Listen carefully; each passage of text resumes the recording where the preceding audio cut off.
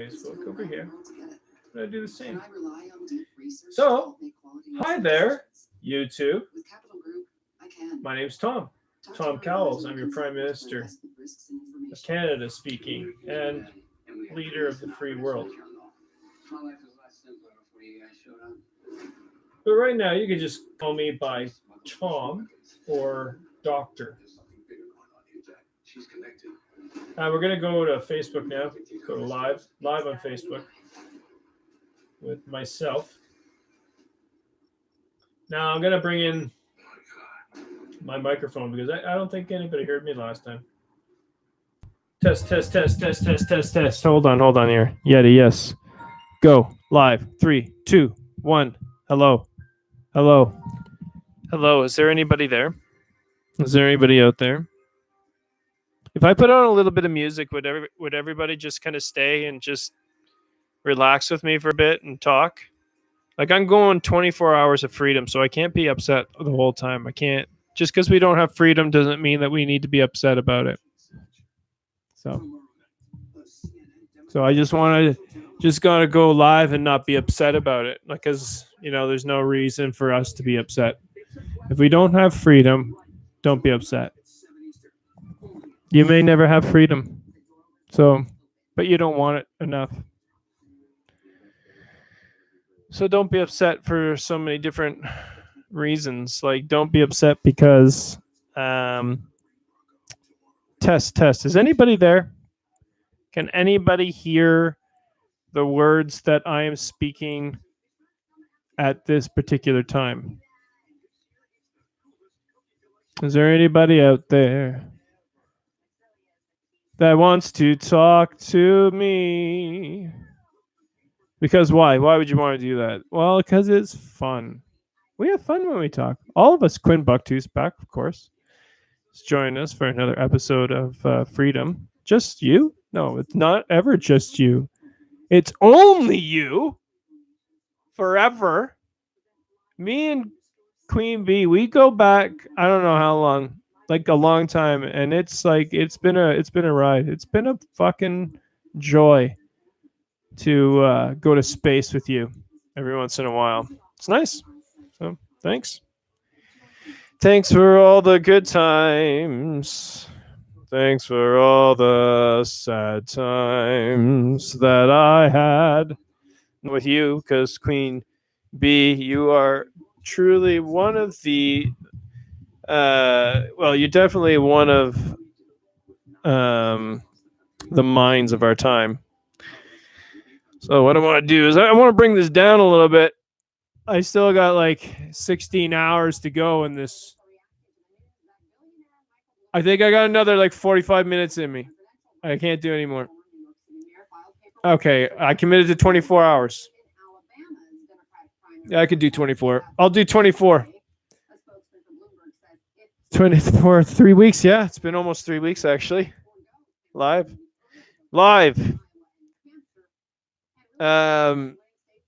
From my studio in what city are we in right now? Benny, what city are we in?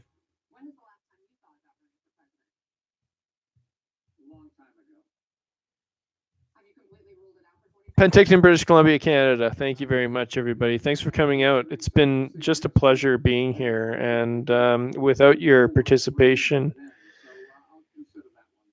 this show wouldn't last for sure. Like, I would grow bored, obviously, of talking to myself all the time. But if I got people like Quinn Bucktooth talking with me every once in a while, telling it like it is, then maybe I might just do this a little longer, because like, what the hell, what else do I have to do? I can't work. There's no way I can work for anybody anymore. Because first of all, I don't get paid in money. I get paid because I don't get paid. From now on, I just get a place to sleep. Okay, you don't have room? That's fine. I'll take what are you going to throw out? What are you going to throw out of your fridge? I'll take that. Whatever you're going to throw out of your fridge, I'll take it. And I'll eat that. So thank you. Life is good. Free. Free to choose, free to be who I want to be, free to do what I want to do when I want to do it, anytime I want. Freedom to not want to participate in government of any kind, government the way we see it now. Only interested in change and no more taxing of people. So if everybody's good with that, I'd be good with that. And so if anybody owes anything to the government, they don't owe that anymore. So that's cleared. Plus, we don't have a government like we used to. So that's awesome.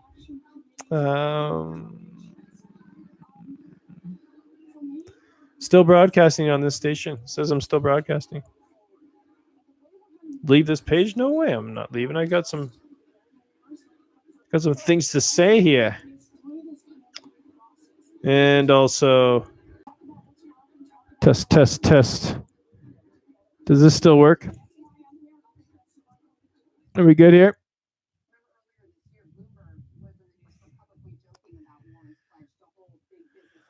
Well, I'm no spring chicken anymore.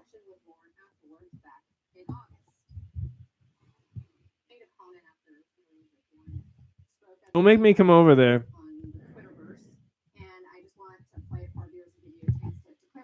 No, stay on the page. Of course, I want to stay on the page. So I do that. All right. I feel like we need to bring some more energy into this. So I'm going to play some music. Music. Cue the soundtrack, please.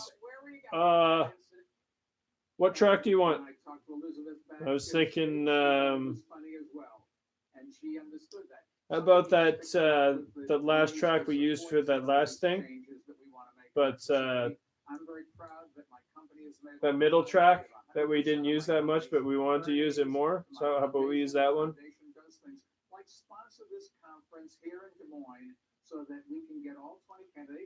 Oh, okay. Yep. I know what you're talking about. Yes.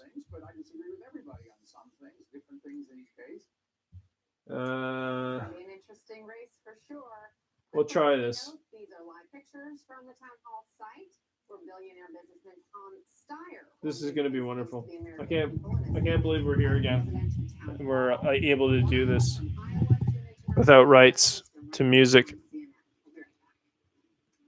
Is there sound? Is that the full sound?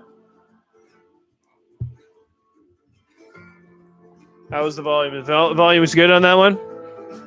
Yeah? It's pretty loud in here. It's really loud. I don't know. Don't want to wake up the neighbors either, right? Nobody won't hold me anymore. It's just a wonderful song.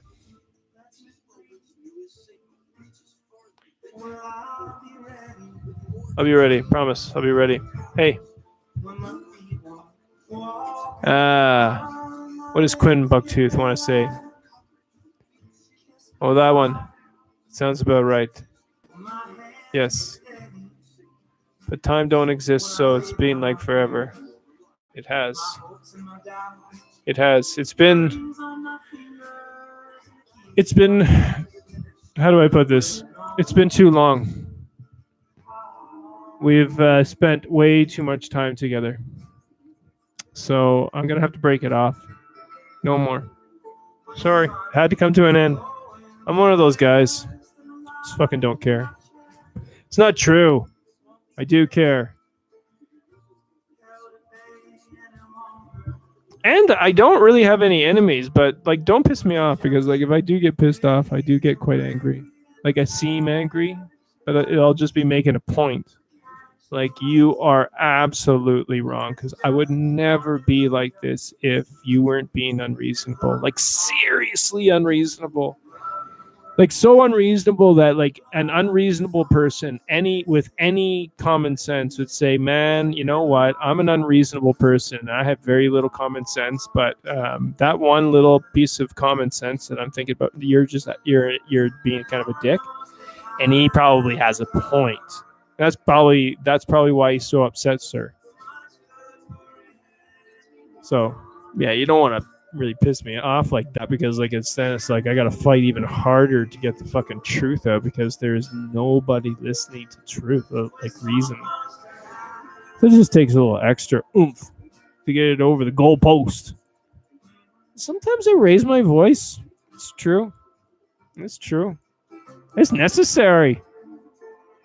Because some of you fuckers talk a fuckload. Like truly, you talk so much. And I haven't talked for years, eh? So now I feel like I have the right to talk because I haven't said anything. But now I'm saying something because I think it's time. It's time. I can't sit back any longer, take the sidelines.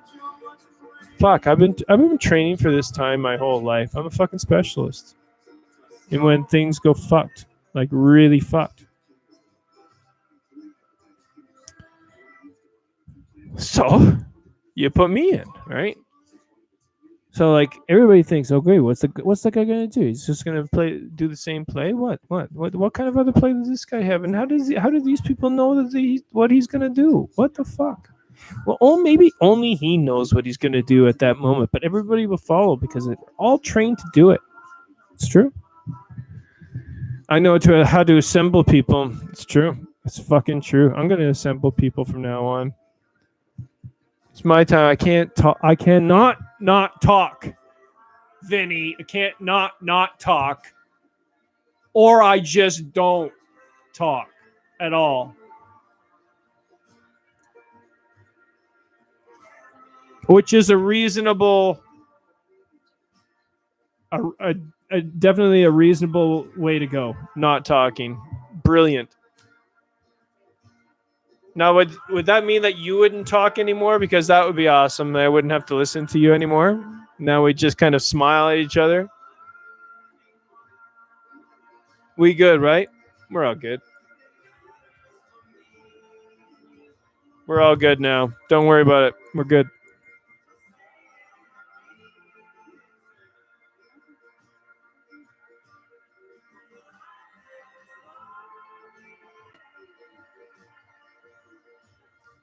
And all of its ugliness. Even though it's been good to me,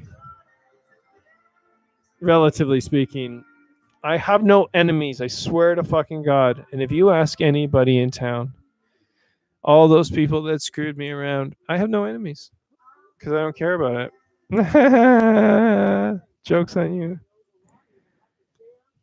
I have no enemies. How you doing? How's everybody doing? It's a pleasure. Pleasure to be here. Pleasure to. I'm so tired. I will never make it 24 hours. There's no way. Can't do it. I'm not good enough. Can't do it. No way. Shut it down. Shut it down. Done.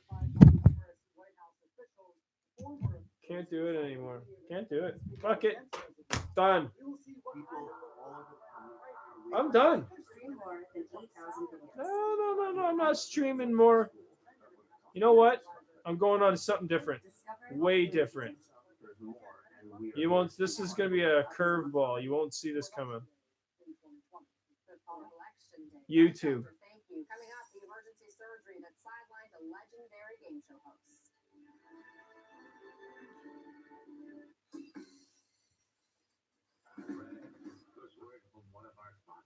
Celebrating a successful business trip together is easy. Charlie is with us tonight. He's probably one of the most inventive comedians working today. And his current album is called Occupation Fool, which is probably going to do what his first two albums did, winning another gold record. Would you welcome George Carlin?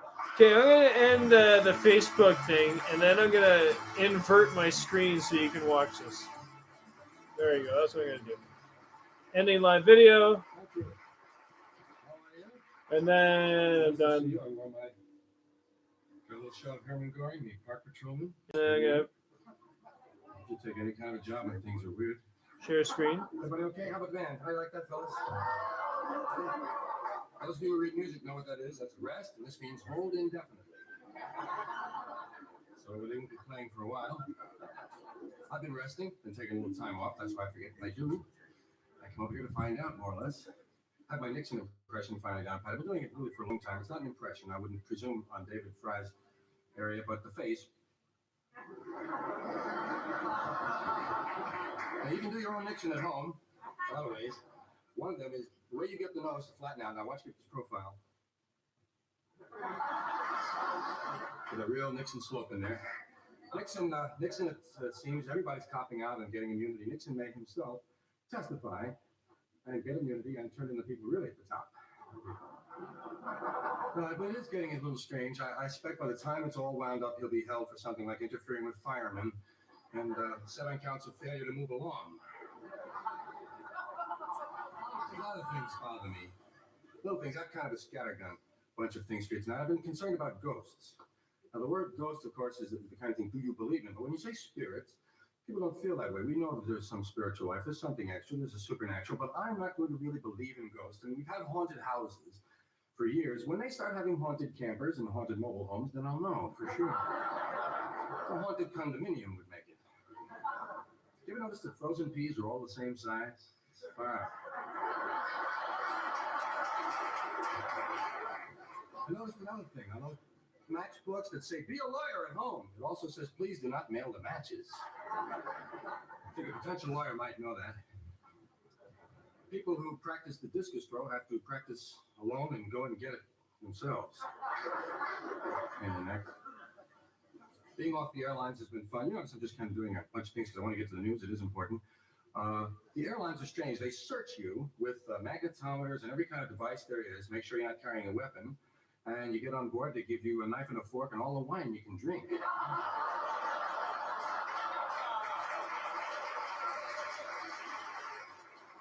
It would be nice to be a king. Wouldn't it? Kings never have to say, hey, wait up.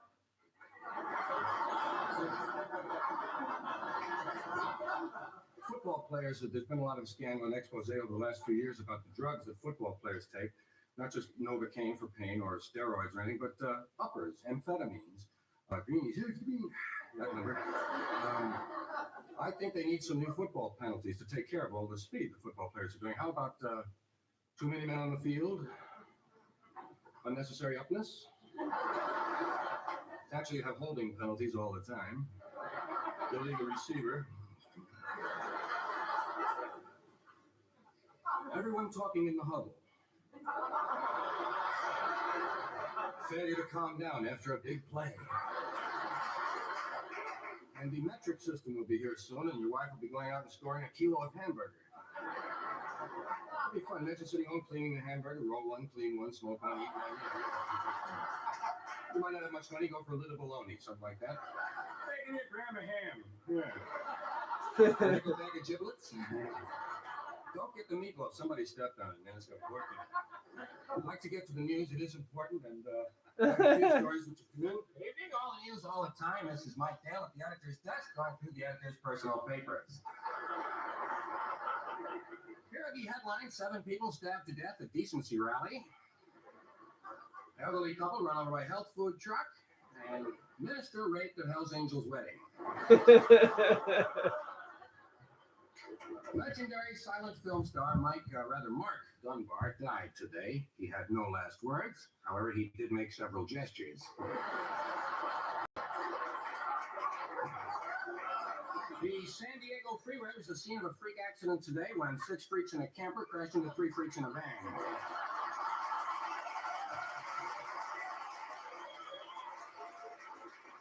The Nobel Prize in Mathematics has been awarded to a California professor who has discovered a new number. The number is Bleen, which he claims belongs between 6 and 7. Medical researchers have discovered a new disease which has no symptoms.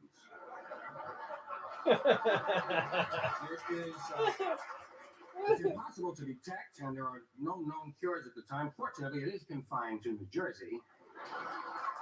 A Philadelphia man was arrested today while attempting to make an unauthorized deposit in a sperm bank. Check that out.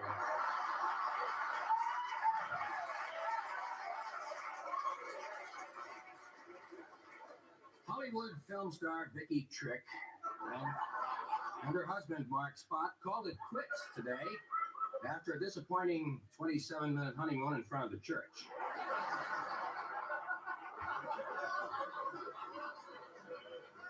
In Cleveland today, 27 people suffered 12 hours of continuous whiplash when a roller coaster was hijacked by a man claiming to be the devil. And the Supreme Court has reversed a lower court ruling which had upheld an earlier decision by a circuit court judge allowing an injunction which would restrain a defendant from contesting a court order forcing him to show cause why he should not be enjoined from initiating a lawsuit. All of those involved have been taken to the New Jersey State Hospital for the Indifferent. Well, that's it from the news right now. Just one word about the weather. Al? Hey, what's happening? ¿Qué pasa? Tomorrow, clouds will be moving from left to right. So long, man. So long, Tom.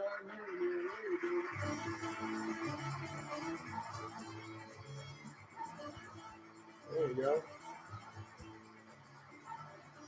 George Carlin, everybody.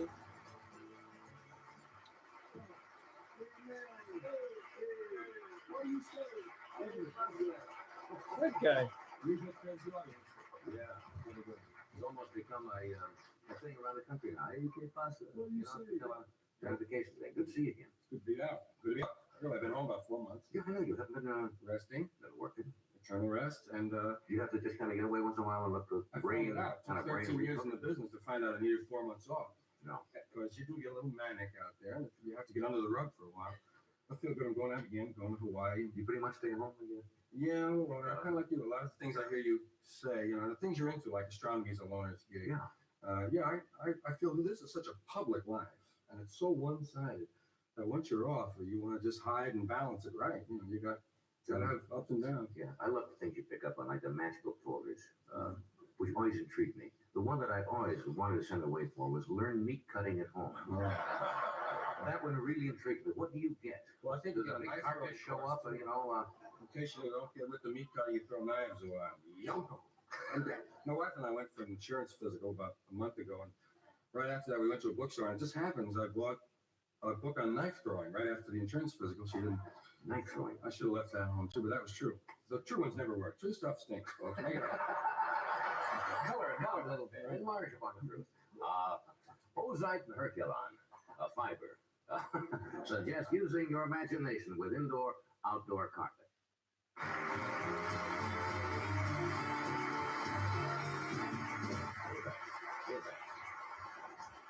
What do you want to exclude about?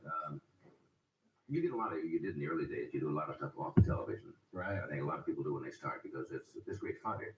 Right. If you watch television when you're off. To do parody, like the newscast. The nice thing about that is that the people who are watching you make fun of the newscast are sitting at home watching you from the same chair they watch the newscast in on the same screen. And so the frame of reference is really excellent, for doing anything about TV. I watch a lot of it. There are a lot of people that you'll see, wow, you watch and so forth. And I guess if you're not in television or show business of some kind, it can be a drag if you have other things you like to do. But it's a window on all of America, really. I started, with Sid Caesar and Imogene Coca, those shows. This is the thing I'm getting to, the little thing that's prepared. We lived on the second floor in New York in a 6-story apartment building across the alley from another 6-story building, and all we had was rabbit ears and antennas. We weren't allowed anything on the roof at that time, just the super. And super. And with rabbit ears, when the signal comes down, especially in New York, before the Empire State had that big thing, all the signals come down, and there are ghosts on your screen. I mean, television to me now is like seeing a movie. It's beautiful. But it used to be a lot of ghosts and repeating the picture, flopping. You finally get the picture to stay steady, and you would have to contend with all of these ghosts. We used to watch, for instance, there's so many ghosts, we'd watch like $666,440,000 Question. We watched the 777 o'clock news every night. What's my line? 28 people on the panel. 144 men in the jury. Dream sequences look normal on my set. there were so many ghosts. There were things that were off camera that would appear in the screen. From far on the left on another channel or something. Do you ever watch what happens in the movies they do now, the ones that are made for CinemaScope, and you get them on television? Oh yeah, nothing on the side. Yeah, you have nothing on the side at all. It's in-scope. Right. You never see CinemaScope on the cast. You have to guess who's really in it. If a guy peeks in the window at the side, you don't even know he's there. Yeah.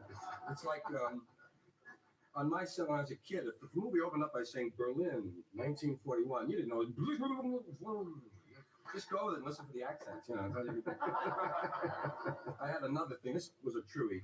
I was in this very small airport somewhere in the Dakotas on the way in between dates about 3 years ago or 4. And it was the World Series was on. And they had the television set up in a coffee shop with the rabbit ears. But it was one of those things where if they did the cash register, the channel changed, you know. The guy came in with shrapnel, and we had to see him in a very special spot, you know, so he could balance the lady with the braces, right? Somebody takes out a key ring. Yeah, you have to break the honeymoon couples up, otherwise the whole set. So much for TV. That still happens when on these remote control pictures once in a while. You know, if you get some kind of a frequency or in the house, the channel will change. Because I'm certain, I don't know exactly what it is. Dog will bark or something, and the channel changes, which is rather weird. You get the impression the dog doesn't like what he's watching. When he learns to change the channel on himself, when he departs at will, right? Let me do this first. We have Gene Hackman with us tonight, Glory to Haven, and here's Ed now. And he's got a new car. How did this hammer get into 400-million-year-old strata? It doesn't stop there. The ancient DNA they gathered does not match modern human DNA. Our thoughts can alter the physical phenomena. Again, in 1954, we figured out zero-point neutron. It was a high civilization that we've lost track of.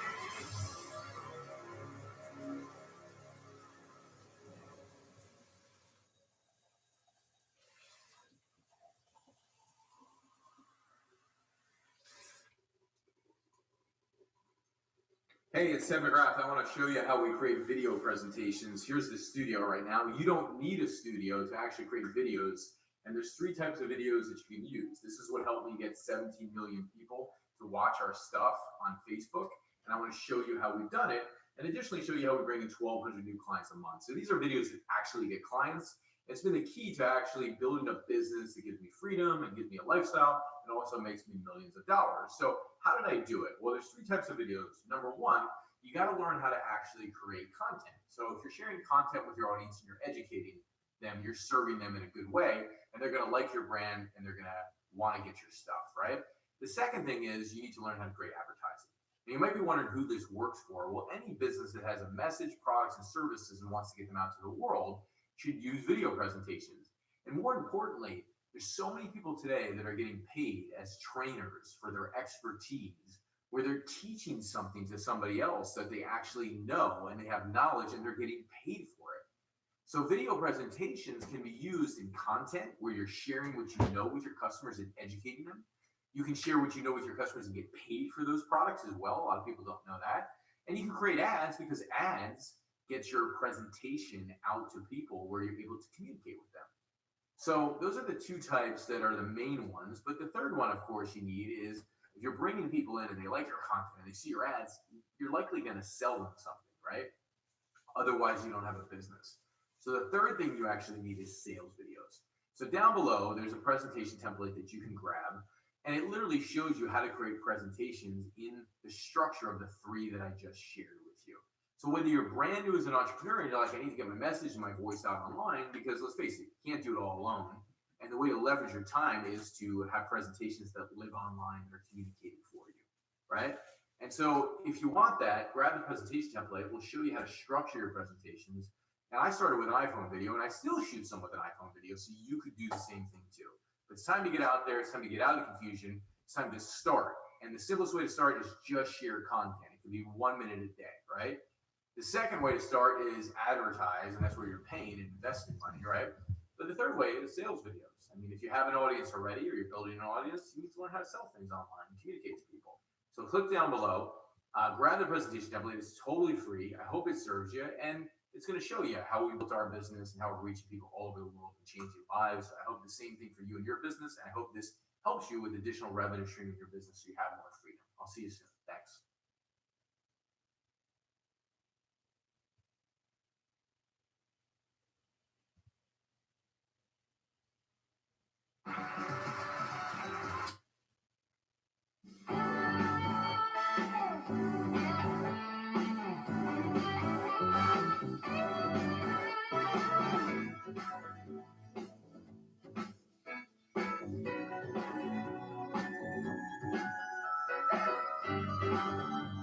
Oh, he's already got me laughing, but that puts him on the spot. I'm Dick Cavett. 20 years ago, kind of broadcast history was made when a New York City radio station aired George Carlin's well-known comedy bit, 7 words you can never use on television. The issue of whether or not the routine was too obscene for broadcast wound up in the Supreme Court. Well, since then, Mr. Carlin has kicked his drug habit, survived a string of heart attacks, or perhaps one, and has remained a preeminent comedy icon. What a thing to call anybody. He has a new album out, Jammin' in New York, and it is funny. It's as funny as any album he's ever made, which I think is about as good a testimony as anyone can get.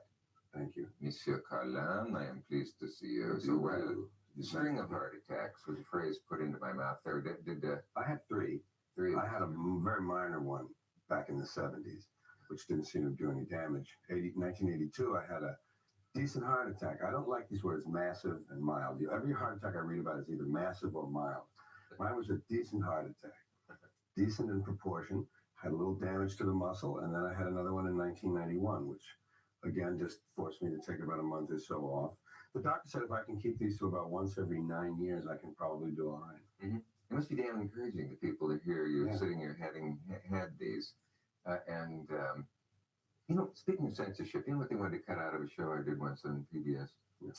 Show about heart attack. And in it was a thing that said, a man worried that he would not be able to have sex again, and this is a common fear in heart attack victims, was told by his doctor, you can have sex, but only with your wife. I don't want you getting excited. A blue nose thought that should come out, and I thought it should stay in, and it's a line that was not only encouraging to people. But highest percentage of heart attacks during sex are with extramarital partners. Probably 70-75%. Added tension. Mm-hmm. And added excitement. Well, you would know. Self-appointed George Carlin experts, some of whom even write unreadable pieces in learned magazines analyzing comedy. Let's read that. Refer to a soft period in your life. And one of these authorities said this coincided, interestingly enough, with his abandonment of drugs and alcohol, that this alleged soft period in your comedy, that is less pointed comedy, now you will be relieved to know has passed, and that you are the opposite of soft again, apparently, according to this sage. Yeah, those are observations, you know, that are superficial, and some things coincide that aren't related to one another. Life and art and entertainment and all of those things come and go in waves. You know, everything is in waves. And I had a period after being the hot guy, the hot new guy on the block. You can't be the hot new guy on the block forever. When the heat dies down and you're not a novelty anymore, and you're sort of forced to look at what it is you do and extend it some. And I had the heart attack and a huge debt to the IRS. And my wife was also recovering from substance problems, alcoholism specifically. And it was a period of gathering strength and going inward and looking to see what the next step might be, and recovering, in a manner of speaking, from some of these things in life that come along. And then the work, once those things cleared, the work got strong again. Work got a little more pointed. So there was no connection, really. There was not, maybe the gods must have something against me. Maybe I better make my act a little softer, or they'll be offended and smite me. In fact, they were quite disappointed with the soft period. The gods. The gods were. Mm-hmm. Yeah. How do they make themselves known? Are they the ones who plant people in the audience who yell out things? I get a pebble on the window every now and then. Just a pebble on the window. Ooh, a chilling image. With this tiny note attached. I'm trying to recall. I don't think you went spiritual on us after your heart attack, did you? No, I've always felt very connected to the universe without any religious overtone to it. Mhm. I've always felt very safe in the universe. I feel safer in the universe than I do on this planet. And I don't mean physical safety. I just mean You have to clarify that. the sense of comfort, the sense of being all right. Uh-huh. I have always something I devised for myself concerning this, existence. You look at this because other people write about it, you read it, and you're forced to think about it.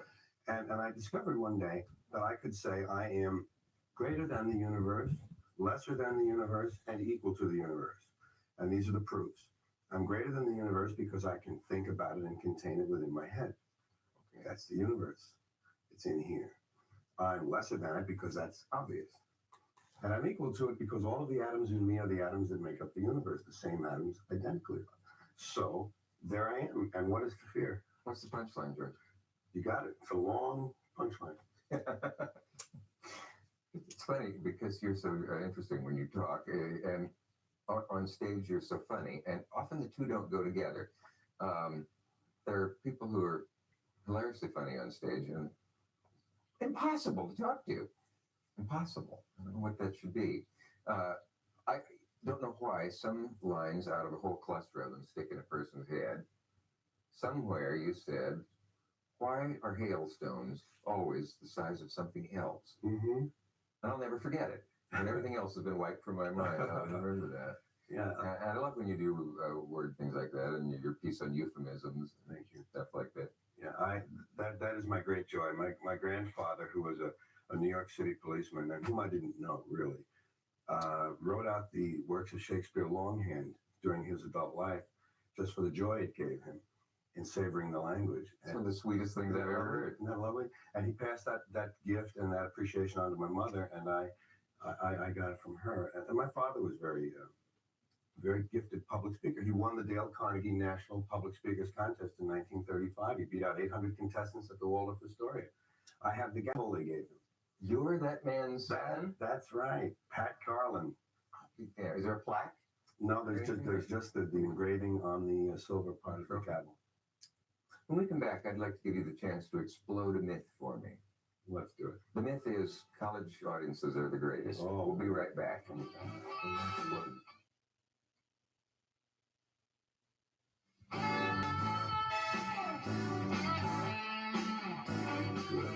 Probably is. Yeah. Oh, I'm glad you joined us.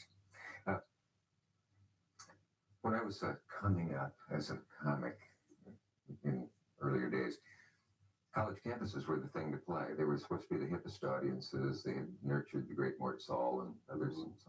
And I was interested to read somewhere that you felt this is no longer true. Well, I can only... Am I exaggerating? No, not really. I can only go by my experiences, and it's not a single judgment I wish to make, But a blanket. No, right, that's right. But it is true in most cases. I find college audiences for me, and this might be a function of mine now being 55 as opposed to being 30 when I was having much better success with them. I don't fail in front of them, but I find that they can't keep up on certain things. I find them to be unworldly, which is unexpectable, I guess. And I find them to be not willing to take risks on ideas. When you want to go off onto something a little tangential that has some of this in it, they'll watch and listen and hope things are going to be okay, but they don't seem to participate. Yeah, this does change in urban eastern cities. I've heard lecturers say they're just so damn uninformed. That's a lot of it. Unworldly is part of it, and uninformed, and not willing to risk is the feeling I get from it. Would it be putting you on the spot to think of a joke or an area that you thought would pay off in front of a college audience, or a reference that they didn't get, or? I don't mind being put on the spot, but I'm not able to respond to it. That's okay. No, but it has to do with filigree and delicate things and ideas that they don't maybe expect a comedian to deal with. Maybe they think everything should be whack, boom, whack, boom. And when you go a little bit like this, that they're sort of pulling back. Somebody, I think it was James Agee, the critic years ago, said most audiences don't catch Groucho's weirdest curves. Yes. They enjoy the moving around, and they get what you might call the lower level of his darkest comedy, but the very finest stuff Yes, goes over a lot of people's heads. because they're geared one way. I'm a dedicated enemy of political correctness. Yeah. And I heard someone say the other day, I reserve the right to be racist and sexist whenever and wherever I please. And some part of me responds to that because of what somebody's called the liberal fascism. You can't say this, and you can't say Well, that. I have a routine I'm doing now. I will not use that phrase, politically correct, because it is a right-wing phrase applied to the people who believe in multiculturalism and sometimes go a little too far with it. Okay, that's my way of describing it. I call them the politically sensitive language police. And I have a routine I'm developing on it. I worked Hofstra University last night, which, by the way, was not the way I just described most college audiences. It worked very well last night. An exact Hofstra. Yes. But it is true. My feeling is that I'm more or less in sympathy with the motives of those people. But I am a First Amendment absolutist. And I think some of these are a stretch. People of color, if you're not willing to say colored people, you should not be willing to say people of color. People of color sounds like something you see when you've eaten too many mushrooms.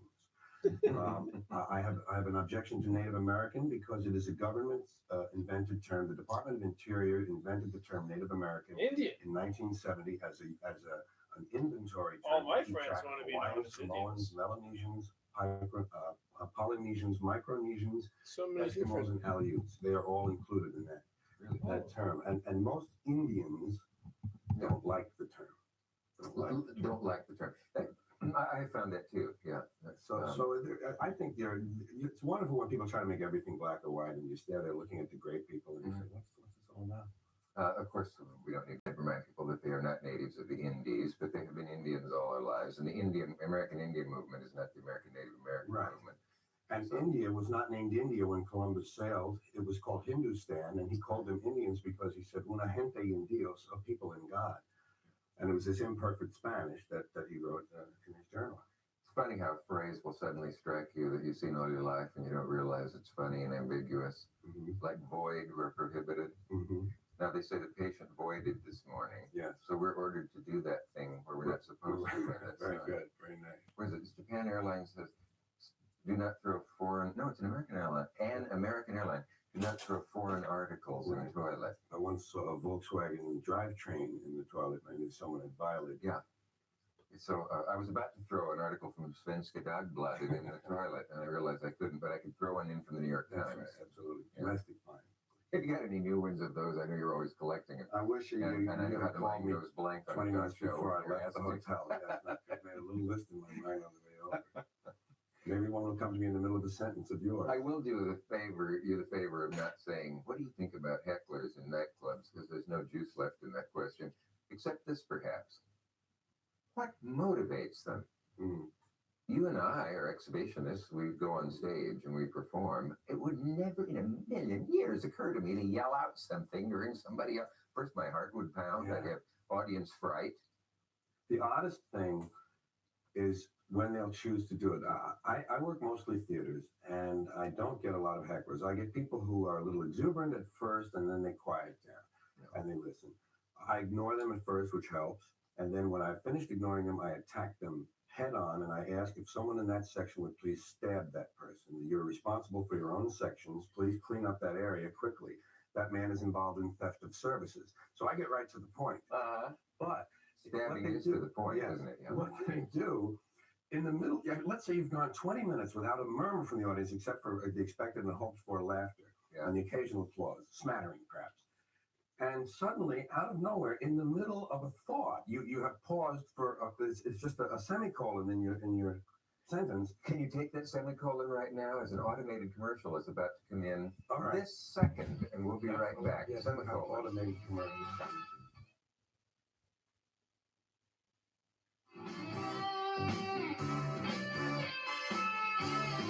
Talking with, I was afraid this would happen, George Carlin. And it was, if you'd have been here a moment ago, you'd have seen him making a gesture like this. I told him to do that because I really wanted to mention your other album, your other release. Yes, I'll just jump right in. That was a semicolon, so I'll jump. Yeah, then we'll get back to our semicolon. I'll tell you about the double album, the double CD, and get that out of the way, because this is a point of pride. It's not just pure commercial greed. There is a point of career pride here. My first 3 albums in the 1970s became gold albums. They were good sellers. They were called FM and AM, Class Clown, and Occupation Fool. What's the minimum it has to be a gold album? At that time, I believe it was $500,000 wholesale in value. Okay. And they've sold well ever since, although not at that pace, of course. The first 3 albums were called FM and AM, Class Clown, and Occupation Fool, and they contain a lot of the pieces that I hear most back from people, even these days, on a plane, in a restaurant, in a hotel lobby, when they want to make a connection. They say, oh, the 7 dirty words, or I was an Irish Catholic kid too, I remember that. And this. So there are a lot of those pieces in it. The 3 albums have been released in complete form, nothing cut, on a double CD called Classic Gold. Okay, so that's the one that might mistakenly be referred to as the best of Garland. And it is them as a double CD.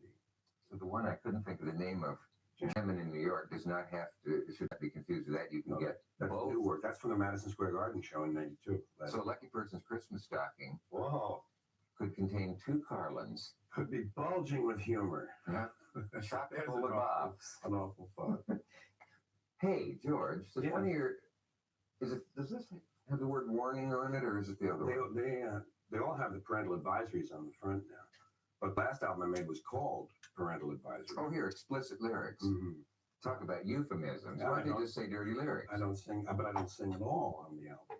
Are the lyrics when they're just spoken in a lilting manner? Unless some of your lyric poetry is. No, that may be in it. What are they talking about? I love these words, explicit lyrics. And graphic is another word. You hear them say this contains some.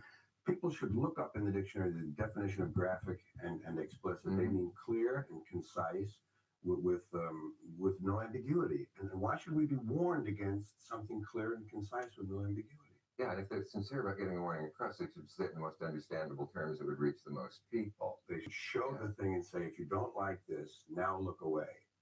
That's right. That would be the fairest. Well, full frontal nudity could much more easily be expressed by you can see there. Great. You can just collect the phrases of an era and tell a lot about it. Wouldn't more people understand the phrase "you can see guys' things" rather than full frontal nudity? I think so. Yeah.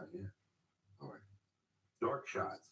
Takes a lot of nerve to say things on television. You remember years when we couldn't use that word? And remember it? They're doing it.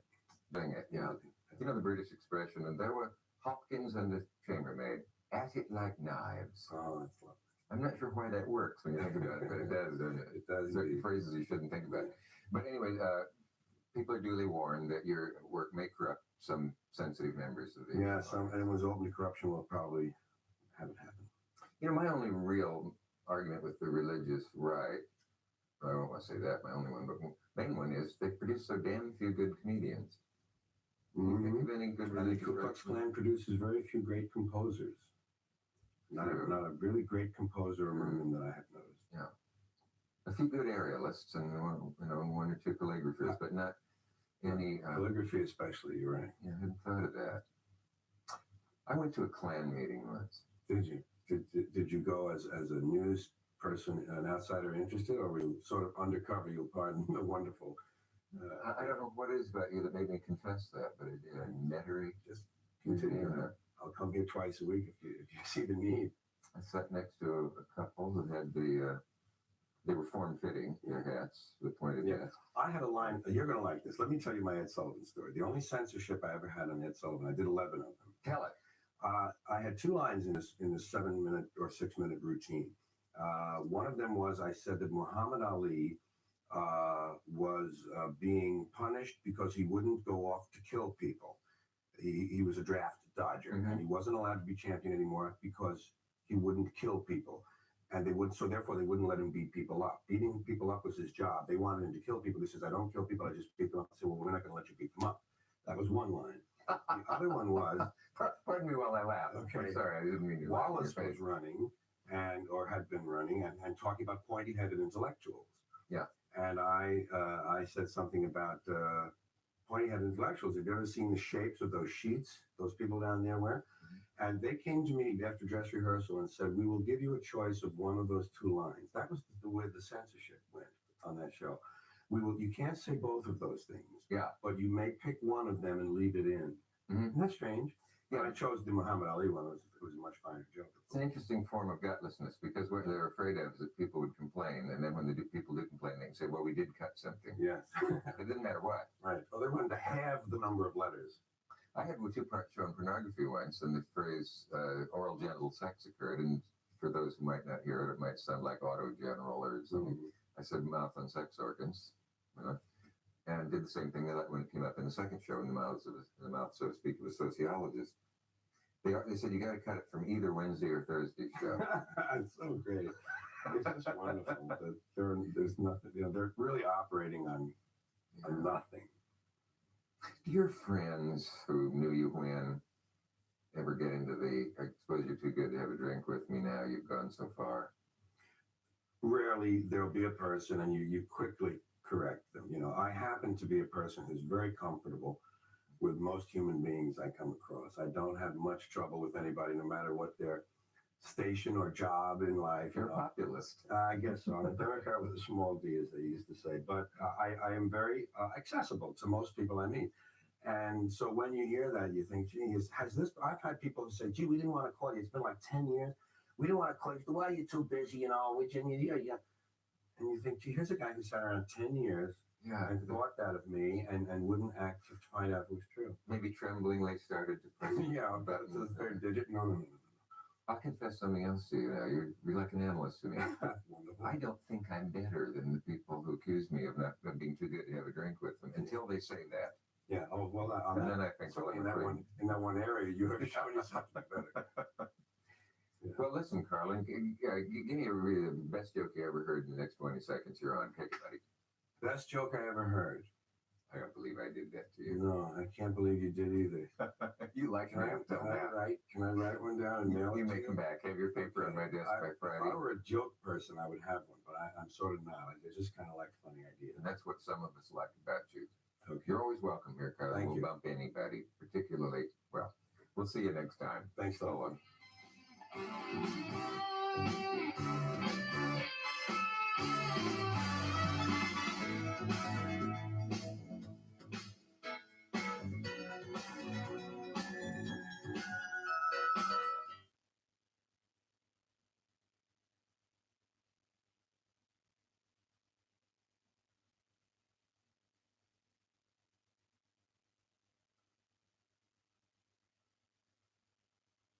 After the show, the departing guests usually have something to say. George Carlin had something to say to us. On the Tonight Show, why not talk about the Today Show? Hi, Brian. Hi, Katie. Hi, Willard. What am I forgetting? That's a Gene. Gene. Hi, Gene. Hi, Gene. That's what I'm going home to do right now. George Carlin outside the Tonight Show studio in 1992, near the end of Johnny Carson's tenure as host. Carlin was a frequent guest of Carson's going back to the early 60s. George Carlin had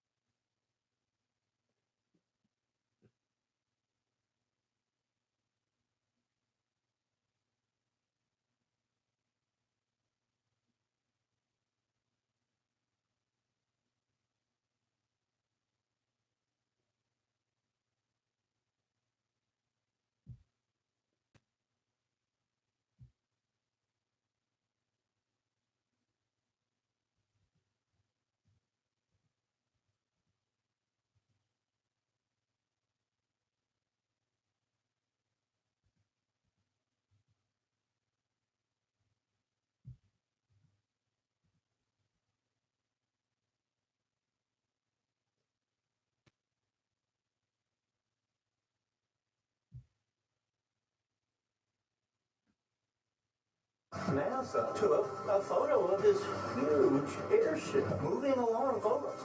The military was under clear instructions to suppress and conceal that there was an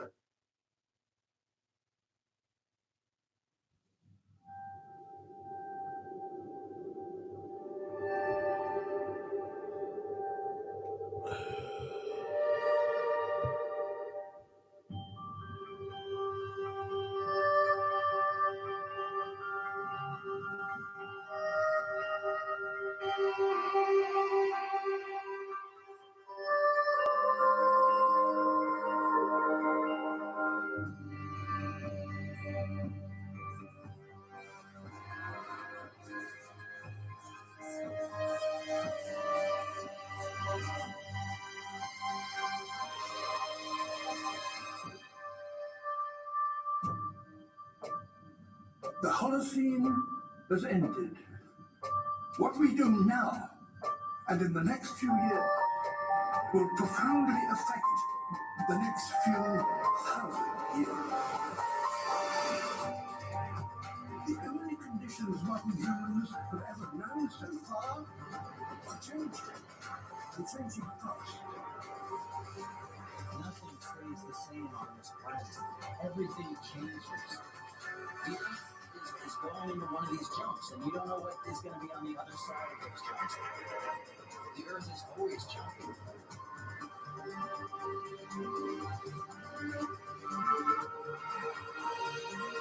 Things move on this planet. Things are not slow.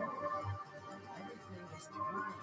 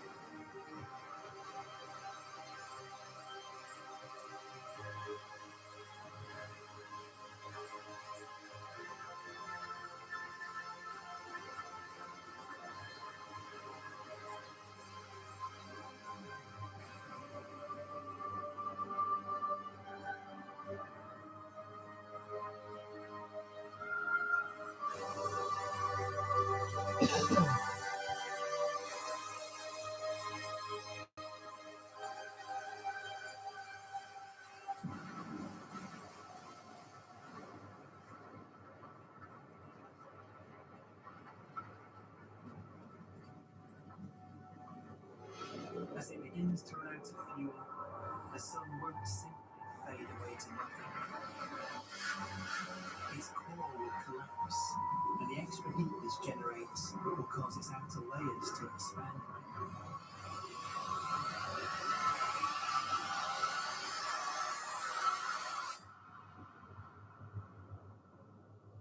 The sun is now dead. It remains slowly cooling in the freezing temperatures of deep space.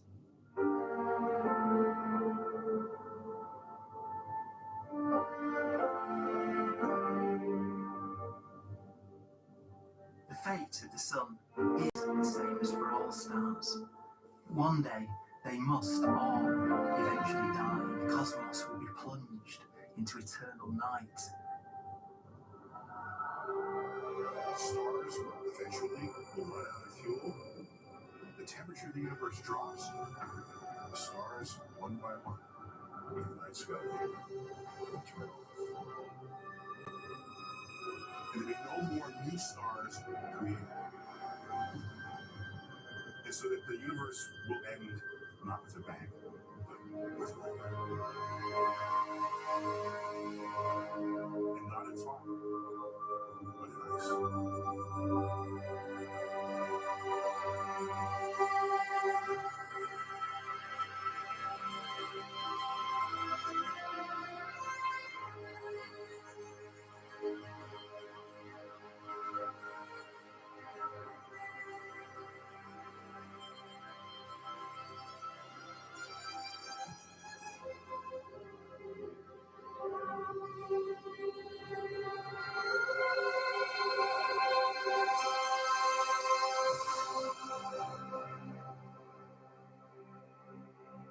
With no fuel left to burn, the white dwarf's faint glow comes from the last residual heat from its extinguished furnace.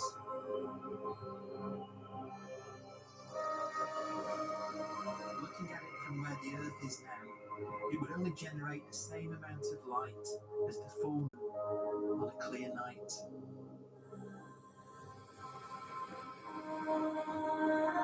The faint glow of white dwarfs will provide the only illumination in a dark and empty void littered with dead stars and black holes.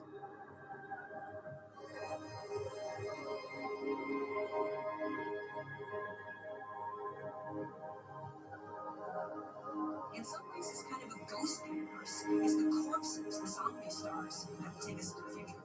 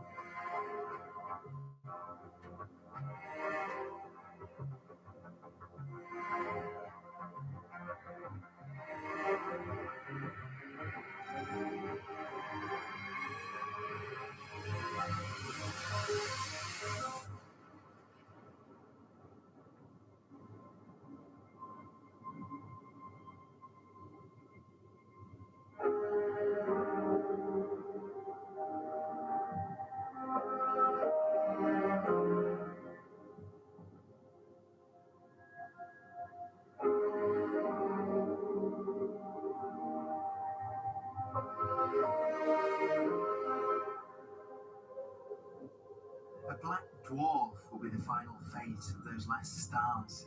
White dwarfs that have become so cold that they barely emit any more heat or light. Black dwarfs are dark, dense, decaying balls of degenerate matter, little more than the ashes of stars. Their constituent atoms are so severely crushed that black dwarfs are 1,000,000 times denser than our sun.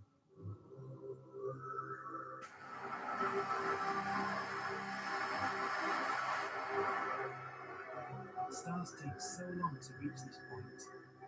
We believe there are currently no black dwarfs in the universe.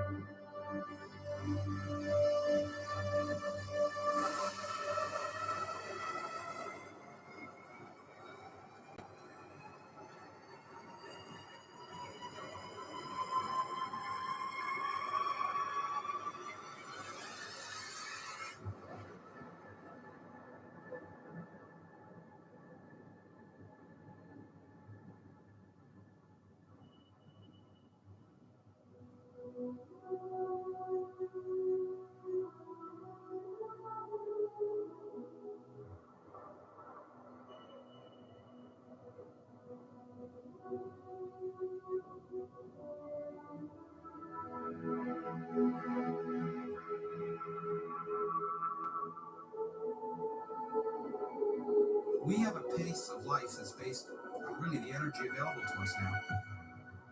You could imagine living conscious systems, which have a very different pace and therefore can extend out at least a lot farther than you imagine otherwise. You could have a living system where if you had a thought every 10 trillion years, that would seem normal. Even if our life dies out, one could imagine at some time arbitrarily far in the future, a fluctuation occurs which allows intelligent life to exist again for a little while. So we're in islands of time of intelligence.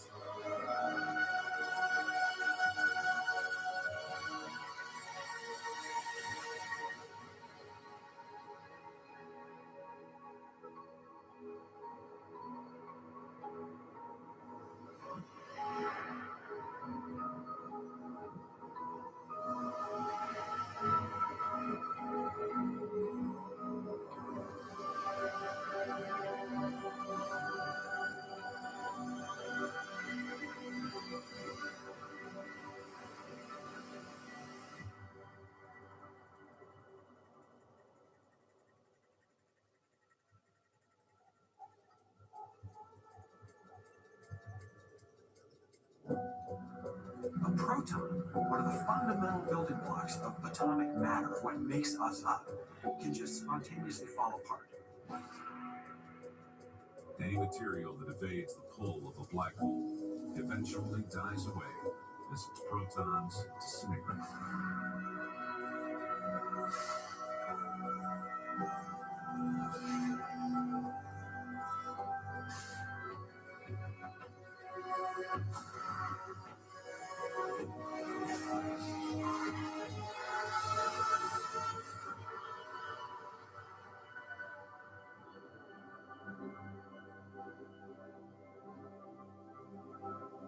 The matter inside black dwarfs, the last matter in the universe, will eventually evaporate away and be carried off into the void as radiation, leaving absolutely nothing behind.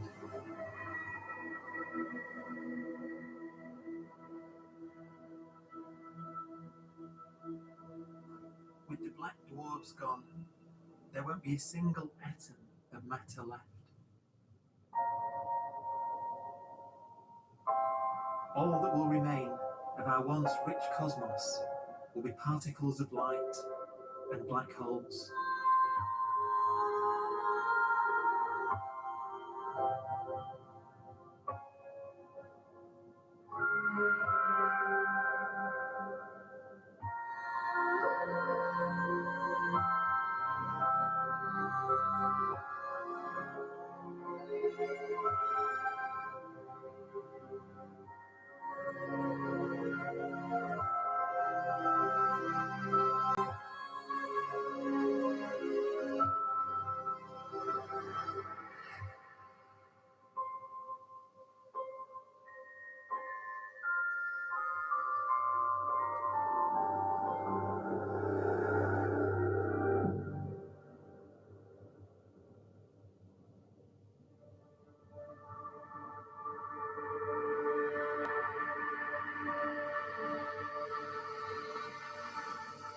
The arrow of time creates a bright window in the universe's adolescence, during which life is possible.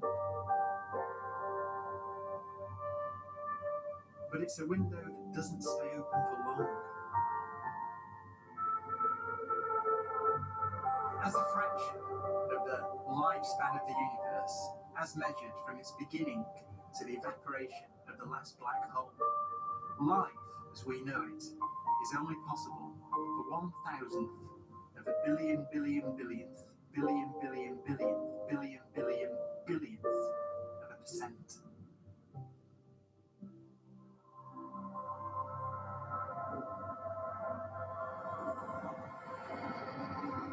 Black holes become the fundamental building block of the universe.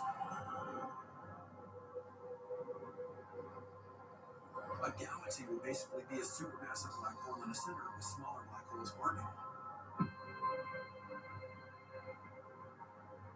Zombie galaxies filled with black holes continue to evolve.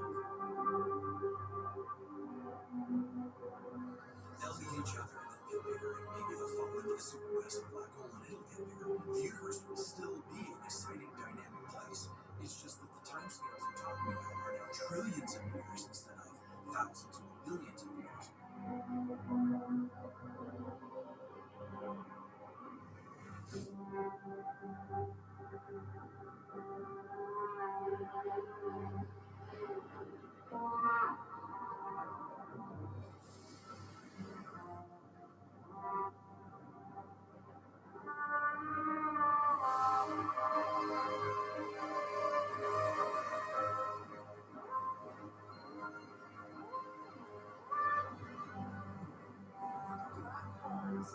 Conveying on space-time like mallets on a drum.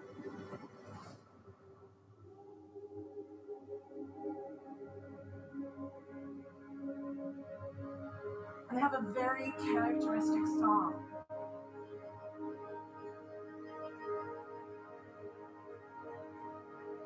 Imagine two black holes who have lived a long life together. At the end of their lives, they burn around each other, crossing thousands of kilometers in a fraction of a second. As they do so, they leave behind in their wake a ringing of space, an actual wave on space-time.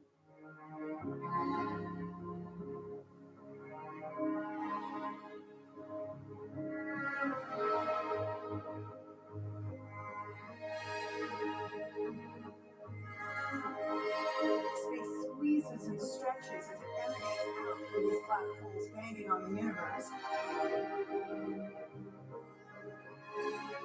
Those are the gravitational waves, and are literally the sounds of space ringing. And they will travel out from these black holes at the speed of light as they ring down and coalesce to one spinning quiet black hole.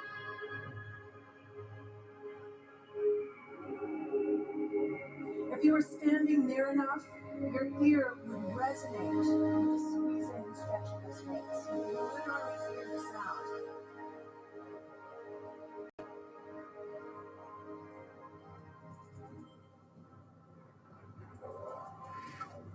Imagine a lighter black hole falling into a very heavy black hole. The sound you're hearing is a light black hole banging on space each time it gets close.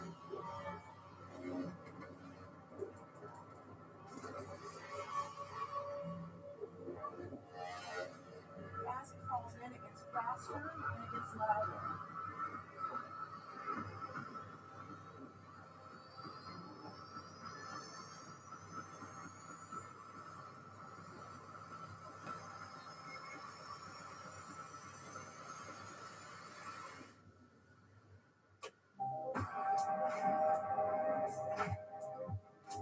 Scientists used to think black holes were immortal, but even these one day die. Now we're talking about time